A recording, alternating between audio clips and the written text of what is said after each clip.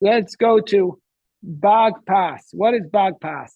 So it says at the beginning of Parshas Vayelekh, Moshe went, Vayedaber Sadvarim Ha'el al Kol Yisrael. Moshe spoke all of these words to all of Israel.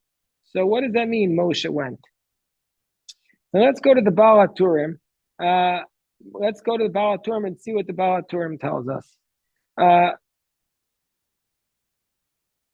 Before we go to what he says about Bag Pass, he has another comment on it, but let's first go to Bag Pass. What's the idea here? So this portion this week is Nitzavim Vayelekh. It's written together. Oftentimes, Nitzavim and Vayelekh are read as two separate weeks. How do we know when Nitzavim and Vayelekh are read together? And how do we know when they're written separately? So the way we know is through this mnemonic called Bag Pas. That's Bag Bet Gimel and Pas Pei Taf. What does that mean? So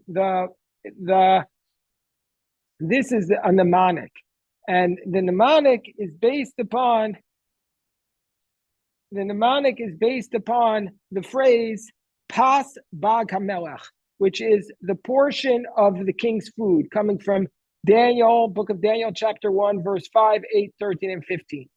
So the literal meaning of the mnemonic would be Bag HaMelech, Pas. The king's food was bread, and he went.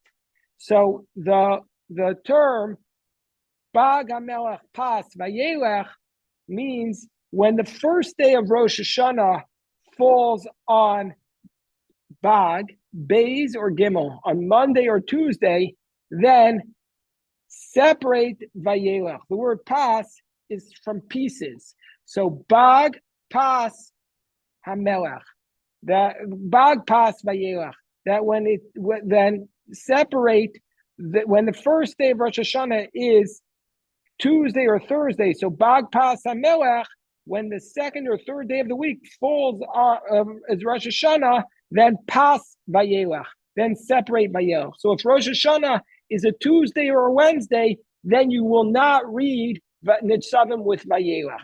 That's the mnemonic, the way to understand it. Because there's expression in the verse, Bag Pas HaMelech. So the HaMelech is the king, it's Rosh Hashanah. So therefore, when you have Bag Pas, then Vayelekh. You don't pass Vayelekh, you separate Vayelekh. And when you don't have that, now, so what days of the week can Rosh Hashanah fall on? What days of the week can Rosh Hashanah fall on? We know that Rosh Hashanah cannot fall on. Rosh Hashanah is not able to fall on the first day of Rosh Hashanah. Can anybody know what days it can't be on? It cannot be on. It's called Lo Adu Rosh. Lo Adu Rosh. Sunday, Wednesday, and Friday. Of course, my father knows. So Lo Adu Rosh. That Rosh Hashanah cannot come on a Sunday, Wednesday, and Friday. So Rosh Hashanah can only come on a Monday, Tuesday, Thursday, Saturday. Those are the only days it could come on. So Monday, Tuesday. But if Rosh Hashanah comes on a Monday or Tuesday, then Vayelekh is separate from Nitzavim. But if it comes out on a Thursday or a Saturday, and this year it's on a Saturday, that's the first day of Rosh Hashanah. If Rosh Hashanah is on a Thursday or Saturday, then we keep Nitzavim Vayelekh. So this year Rosh Hashanah is on a on a Saturday, the first day of Rosh Hashanah, and so therefore we read Nitzavim Vayelekh together. The Baal HaTurim has this principle. He always has to have mnemonics because they didn't have calendars. Nowadays, we just have to buy the calendar, but they didn't know how to make the calendar. They had to do it themselves. Here's an unbelievably beautiful footnote, which I'll read to you. It's a calendar. Anybody here fascinated by calendars? Raise your hand. Today, we don't really focus on calendars because everything is just arranged for us on Google or whatever. So we don't think about it. But the calendars were usually the things that people would fight about. They fought wars over calendars, of course. We know that. So first of all, they never used to finish the whole Torah portion in 1 year. Nowadays, I think certain streams of Judaism denominations also don't finish in 1 year.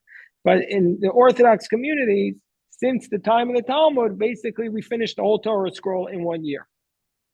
So into how many weekly readings? I'm reading the footnote on this incredible edition of the Baal HaTurim which I also found in Rabbi Ben Mintz's library, to how many weekly readings must the Torah be divided if we're to complete the public Torah reading each year? So, what are the maximum number of readings in any given year? The number of days in the common year varies between 353, 4, or 5. So the Jewish leap year contains 383, 84, 85 days.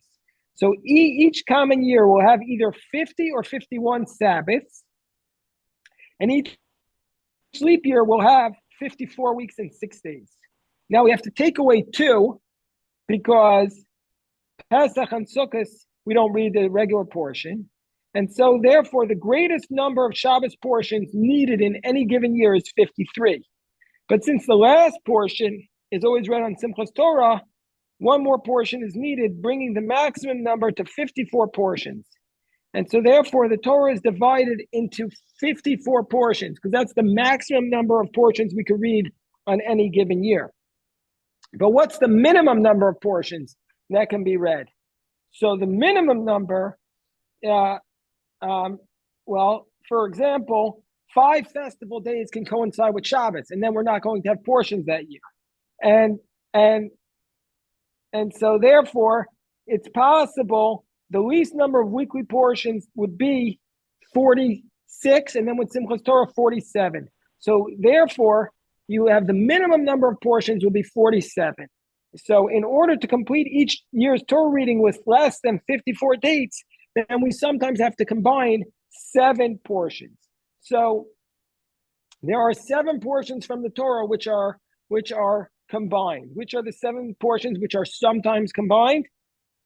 Vayelekh Pekudei, Tazriya Mitzora, Achrei Mos Kedoshim, Bahar B'Chukosai, Chukas Balak, Matos Masai, Nitzavim Vayelekh. Now, in addition to that, we already discussed this, that we also have other benchmarks in the calendar year. Like, for example, Deuteronomy is always, Parshas Devarim is always read the Shabbos before Tisha B'Av.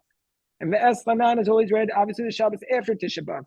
Bahar is always read, the passage of Bechukosai is always read 2 weeks before Shavuos. And so is Nitzavim is always read the Shabbos right before Rosh Hashanah. So